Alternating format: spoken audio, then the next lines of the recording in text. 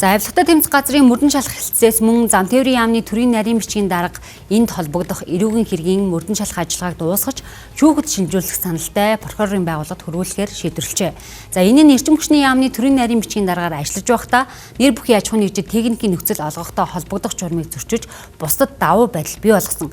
Албаны чиглэлээр хэрэгжүүлсний хариуд нэр бүхий аж ахуйн нэгжүүдээс 281 сая төгрөгийн үнэлгээтэй орон суц, 100 сая төгрөг, 30 мянган америк долларын хахуул авсан. Түүний хөрөнгө орлого нь их хэмжээгээр буюу 3.4 тэрбум төгрөгийн үнэлгээтэй 4 үйл хөдлөх хөрөнгө, 2 тээврийн хэрэгсэл болон 80 мянган америк доллараар нэмэгдсэнийг хууль ёсны болохоо тайлбарлаж чадаагүй буюу үнэлэлгүйгээр хөрөнгөцсөн болох нь мөрдөн шалах явцад тогтогдчихжээ. За мөрдөн шалах ажиллагааны явцад 6.9 тэрбум төгрөгөөр үнэлэгдэх 17 үйл хөдлөх хөрөнгө, 635.7 сая төгрөгийн үнэлгээтэй 3 тээврийн хэрэгслийг битүүмжлэн шилжилт хөдөлгөөнийг хязгаарласан байна. Хэрэгт 7 хүн нэг хуулийн этгээдийг яллагдагчаар татан шалгаснаар гэмт хэргийн шинжтэй 10 үйлдэлд 3.7 тэрбум төгрөгийн үнэлэлгүй хөрөнгөцсөн үйлдэлийг тогтоосон байна.